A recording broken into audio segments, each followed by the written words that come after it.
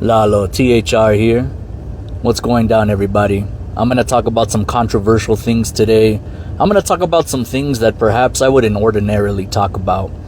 I want to preface this video by saying that you are probably wondering, how does this dude have 1,200 plus subscribers, but his videos only be getting like 20 views?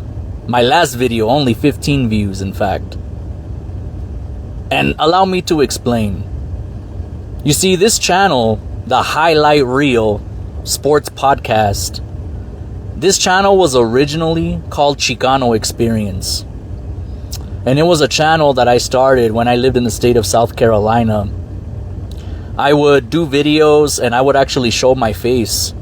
I literally did a Ancestry DNA kit results video on the channel. I talked about issues regarding the Mexican American community. For those who may be uneducated, that's what Chicano means, a Mexican American.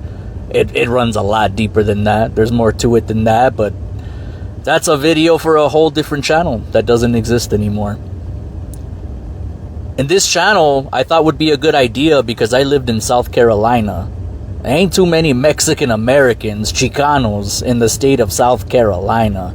So I started the channel as a means to kind of talk about my experience living in a place like South Carolina, where I'm very much so an alien as far as the people there are concerned. They didn't know what to make of me, quite frankly. They didn't know what I was. You know, I got everything from Arabic to Pakistani to Guatemalan to Spanish. They all call us Spanish over there. And the East Coast, as far as they're concerned, Hispanic, Latino, we're all just Spanish. You know, they're uneducated to the fact that we have indigenous roots native to this continent, as my Ancestry DNA results revealed, incidentally. But nonetheless, I thought the channel would be a good idea, and evidently it was a good idea because it was growing fast. It was growing a little too fast, because one day I got recognized at a zoo in South Carolina. I got recognized on the street, and that terrified me because I never wanted to be famous, and I never wanted to be that guy who's just known as the Chicano guy that talks about race, that talks about, you know, political issues. Those are very intense topics to get famous off of. So I pretty much shut that shit down real quick, and I converted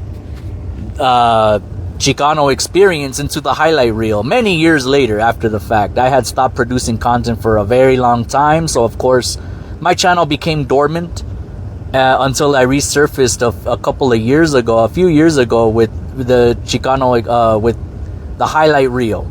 I'm getting tongue-tied because actually this podcast here is actually technically it started in 2019, literally during AEW's Full Gear pay-per-view of 2019, I believe, is the first episode I ever did of this. But this channel used to just be a Spotify / Anchor podcast, and I didn't bring it to YouTube just until a few years later.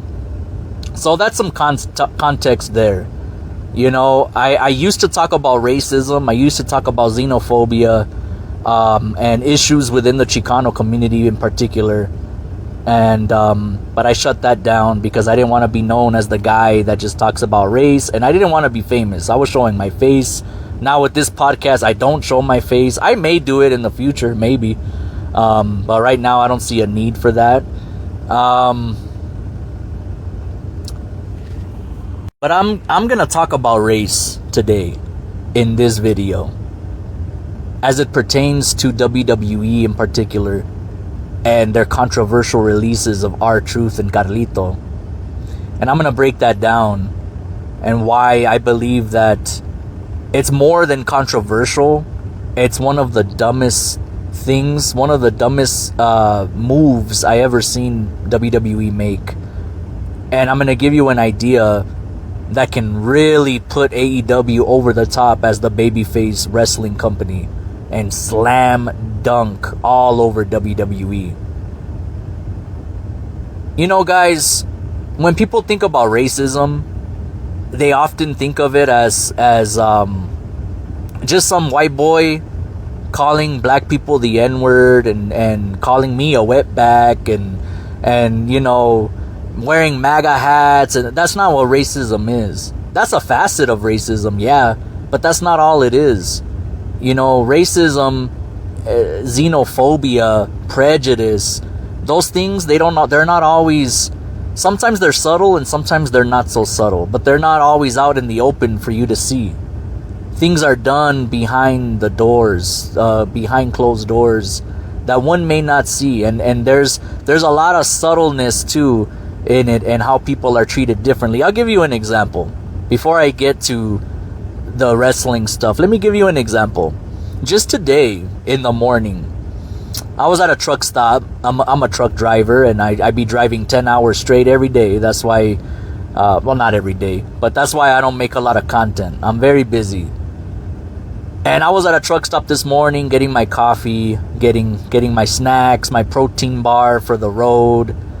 And I'm getting ready to get in line. There's a white man, you know, he's at the cashier. They say hi to him, good morning. They start scanning his stuff, putting it in a bag for him, and they do a little small talk, and he goes on his way. They say, have a safe trip, safe travels, sir. I walk up to that same cashier. She says, this register's closed, go to the next one. I go to the next register. The lady there starts scanning my items, not making eye contact with me. No hello, no good morning, how are you, blah blah blah, nothing. And she don't even put my stuff in a bag. And now you know, this is about like 6 different items. I mean, I get protein bars, I get snacks, I get protein chips, even I get trail mix. You know, I'm a little fatty. I get quite a few things. She don't even bag my stuff. She rings me up and then walks away.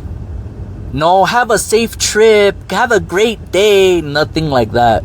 I bag my own shit and I walk out.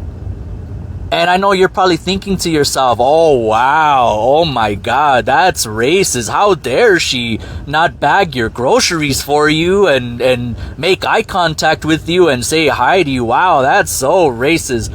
That's not the point. The point is that this shit is subtle, man. The shit is subtle. It's not always out in the open. I actually have more respect for those white boys that are out in public waving their Confederate flags and looking at you mean and doing whatever they do, because at least they're being honest about the shit and they're letting you know outright.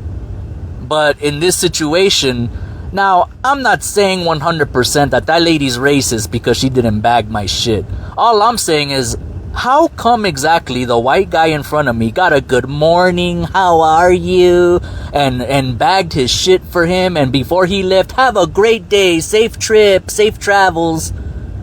And when my brown ass walks up there, I don't get a hello. I don't even get eye contact made with me.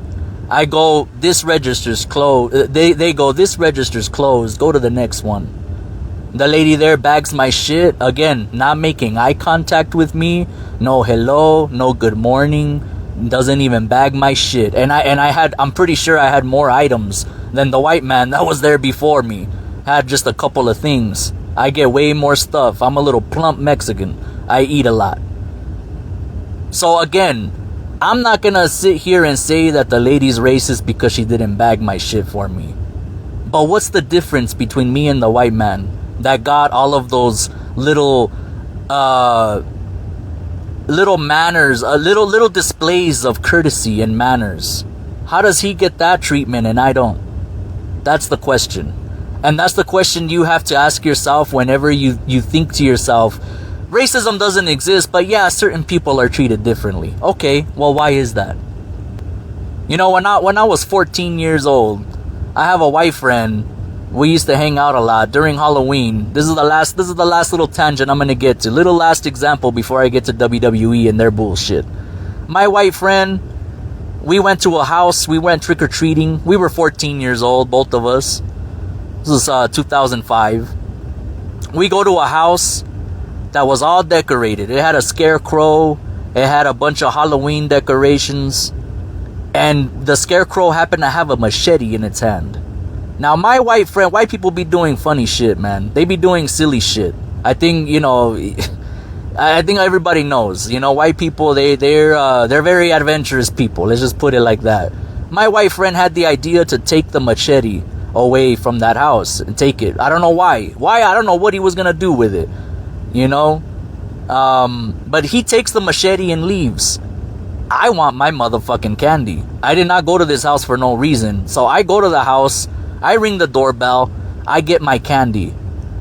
It turns out that this house was a cop house. The owner of the house was a police officer, Culver City PD. So as I'm walking away, I don't know where my white friend is at this point. He's way down the street ahead of me. I think he went around the corner with the damn machete. We were some crazy kids. And out of nowhere, at some point, some white man rolls up on me in an unmarked car. Now, again, keep in mind, I don't even know this man's a police officer at that point. As far as I'm concerned, they're just a random, house. This man gets out of that car. He tells me to stop and come to him. I say no. I keep walking because I don't know this man. I don't know who he is. The lady that answered the door was a woman, a white woman that I got candy from that house. I don't even know who this man is. I didn't even see him. But at some point he tells me that I'm a thief. He confronts me and tells me that he knows I took the machete from the scarecrow. I tell him I did not take it. Do you see a fucking machete on me, sir? This man proceeds to put me in a wrestling hold, in a what's known as a hammerlock. He puts my arm behind my fucking back, wrenches it hard. I'm surprised that my arm didn't get out of socket or something, because it was hard. He slams me on the hood of his car. At that point, my white friend came running over and said it was me who took it. It was me who took it. I threw it in the bushes over there. The man looks at my white friend and says, "You shut your mouth and go over there." And he puts me in his car and takes me to the police station where my parents have to pick me up. The man doesn't listen to my plea or my white friend's plea that I did not take the machete. Now, fast forward the following day, the Culver City PD bring both my parents and my white friend's parents in the police station. This is where it starts getting interesting, ladies and gentlemen. I promise you there's a point to this story. This is where it starts getting interesting. And for those people out there that say racism doesn't exist, you guys just complain about stuff, I want you specifically to listen very, very, very closely to this story, because my parents are in there. Now keep in mind, my mother at this time, rest her soul, she's no longer here, but my mother was a paralegal, okay? She worked with lawyers. My white friend's mom, I don't know what she did, but my mom worked with lawyers. She knew the law very well. This was actually embarrassing for her. But I'm in there with my mom, my stepdad, my friend is in there with just his mom. And the police start lecturing us. They start asking us what the hell we were thinking, blah, blah, blah. And my white friend is the one mainly confronted because he's the one that took the damn machete. Now, they're confronting us. They're lecturing us. We're telling our sides of the story, blah, blah, blah. Now, they look at our records. My record is squeaky clean. I have nothing on my record. My white friend, he has trespassing. I think he had breaking and entering, little things like that. While breaking and entering, I think it was a friend's house he was breaking into. I don't know. But he had shit on his record. The point is, my white friend, he had shit on his record. My record was clean. Squeaky clean. And at the end of the day, Culver City PD, they let my white friend go. They dismiss him and his mom. And they keep me and my parents in the police station. Now, they keep me in the police station and they start interrogating me low-key. They started asking me about street gangs. Are you a part of the Sureños? Are you a part of 18? Are you a part of this, that, and the other? Are you a tagger? What Hispanic gang are you a part of? I'm sitting there, guys, in army fatigues and a fucking Metallica t-shirt. It was either a Metallica t-shirt or an AC/DC t-shirt. Young Mexican American. Clean record. Didn't even take the machete. My friend confessed to it. He had a fucked up record for a minor, and they release him from the police station. They keep me there and interrogate my ass about Mexican street gangs. So, sure, okay, maybe racism doesn't exist, I don't know, but what the fuck was that? How do you explain that? I would totally understand if it was the other way around. If I had a fucked up record and I'm the one that stole the machete, and my white friend was squeaky clean and had nothing to do with it and had a clean record, then I would understand. But how make it make sense for me? Anybody listening to this, if anybody is listening to this, I ask of you, make that make sense to me. Because to this day, as a 35-year-old going on 36, that shit don't make no damn sense to me. That's when I realized, you know what? Because you know what? I'm not gonna lie. I'm gonna say, when I was younger, I used to be kind of dumb. I'd be like, nah, man, you know, there's no racism. People just complain, you know, blah, blah, blah. But no, that day, I got learned up real quick that yes, there is definitely something going on. Now, again, I'm not going to sit here and accuse those officers of being racist, but why was I treated differently? Why was I held in that police station while my white friend got to go home? Even though he had a fucked up record and I had a clean record. And he's the one that stole the machete. And I'm the one that just asked for candy. Make that make sense to me. R-Truth and Carlito, released from the WWE. Now, let's give some context on these guys. Carlito debuted in about 2003. Carlito Caribbean Cool. He has a fucking big old Mexican bodyguard named Jesus, who ended up stabbing John Cena at a nightclub one time. I bet nobody remembers that, because that's what Latinos do, right? We stab people. So yeah, he had to stab John Cena to write him off of TV. Carlito had some success.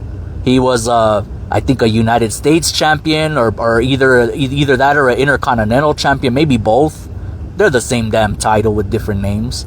He's a tag team champion, former tag team champion. He's one of the most beloved acts, in my opinion. I personally was a big fan of Carlito. I loved him. I love seeing Latinos represented on TV. Latinos were the largest minority group in this country, and we have no representation. Zero. Little to no representation on TV.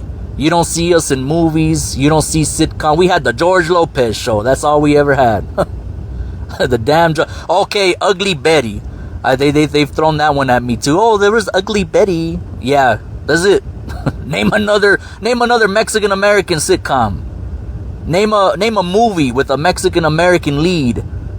They'll put our women in the movies, and they always have a white love interest or a black love interest, but they won't have a Mexican American superhero movie. They won't have we got Blue Beetle. I want Brown Jaguar. I'm gonna write that shit. Brown Jaguar, the Mexica warrior. Fucking fools up with a sombrero that got spikes around it. I digress. Carlito was beloved, and his return pop in Puerto Rico is proof. That's one of the loudest pops in WWE history. And nobody will tell you that, but it goddamn was.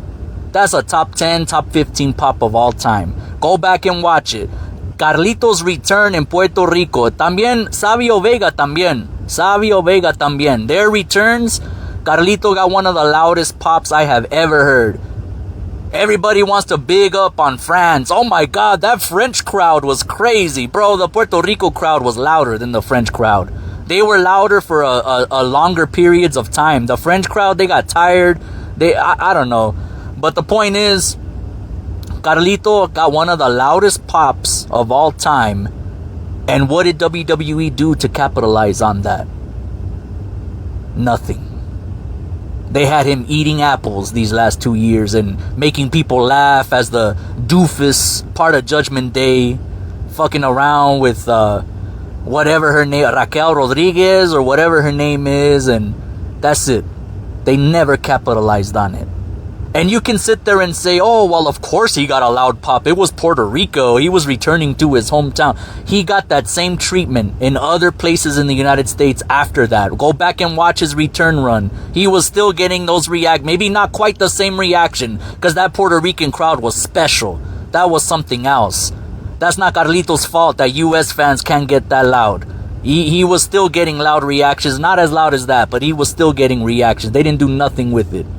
Okay? And now he's on his way to being released, despite being a prominent character as part of the Judgment Day every week on Raw. R-Truth. R-Truth.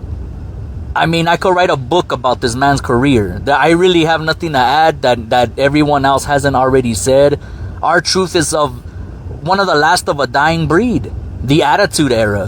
When it comes to WWE, R-Truth is the last of the Mohicans of the Attitude Era, a special era in professional wrestling history. Debuted in WWE about 99, 2000. Had a nice little stint tagging with Road Dogg until he left to TNA and made a big name for himself, coming back to WWE, where they ended up making him a comedy character. Now, he was serious for a little bit in his feud with John Cena. He was smoking cigarettes and beating the brakes off of John Cena. But ultimately, little Jimmy came around, and R-Truth became a comedy character, a comedy act, but a beloved comedy act that everybody respected. And he gave 17 years of his blood, sweat, and tears to this company, putting smiles on people's faces, beloved in the locker room, and most importantly, the man was moving merch, selling almost just as much merch as John Cena right now, currently in 2025. The top t-shirts right now, I believe, are Karrion Kross, #1 t-shirt, John Cena t-shirt, and then R-Truth, dressed as John Cena, R-Truth t-shirt. And they're letting him go. Now, people are justifying this by saying, hey, it's not racism, it's not prejudice. They're letting go Sarah Logan. She's white. They're letting go Sarah Logan. Sarah Logan don't compare to R-Truth and Carlito. She ain't doing shit. She's been sitting around in Valhalla, aka catering, doing nothing, week after week. Not a prominent role in a faction like Judgment Day, a la Carlito, or having main event matches on Saturday night's main event, a la R-Truth. It don't get any more prominent than John Cena, and R-Truth just had a main event match with John Cena, and he's selling almost just as much merch as John Cena. You cannot compare Sarah Logan to these releases. Sarah Logan is a release that makes fucking sense. Johnny Gargano would make sense. Candice LeRae would make sense. R-Truth and Carlito don't make any sense. Because, at least, look, okay, Carlito has some sentimental value with me. I was a fan as a kid watching him. And you know what? Yeah, I like seeing Latinos on TV because, goddamn it, we don't have no damn representation in this country, despite being the largest minority group in this country. But you know what? If I had to choose between Carlito and R-Truth, who gets to stay, I'm not going to let my sentimental attachment to Carlito affect my brain in knowing that R-Truth is a very important asset to WWE right now. So R-Truth will stay. Carlito, I'll accept it. I won't accept it, but I'll have to accept it that he's gone. But you cannot compare Sarah Logan to R-Truth. That's just a comparison you cannot make. She wasn't beloved. She had no seniority, not on the level of R-Truth. And she wasn't moving merch like R-Truth. Even if R-Truth has $1 million contract, the man is making their investment back through merch sales. I think CM Punk said it in the Colt Cabana podcast. The wrestlers get a fraction of what WWE makes off of their own fucking merchandise. They get a fraction of it. So you know damn well WWE is making good money off of R-Truth's merch. So why let the man go? Again, ladies and gentlemen, I'm not going to directly accuse WWE of racism, but all I'm going to ask is the same question I asked at the beginning of the video, during my story. What's the difference? Why are certain people treated differently? And that's a question I want you to ask yourself. AEW has an opportunity of a lifetime to slam dunk all over WWE. Because if I'm AEW, ladies and gentlemen, not only am I bringing R-Truth to AEW Dynamite, but god damn it, I'm having R-Truth take the title, the World Heavyweight Championship, off of Jon Moxley and hold that bad boy high in the air as a big fuck you to WWE. Now, I know you're probably sitting there thinking to yourself, that's retarded, that's a dumb idea. R-Truth is a mid-carder. That'll make AEW look bad if they hire a mid-carder from WWE and he comes in and takes their world title, their top prize, from one of their top stars. Okay, first of all, Jon Moxley is also a former WWE guy, so that ain't gonna, that cancels that out right away. Second of all, bruh, this isn't about WWE versus AEW right now. This is about AEW. No, let me start over.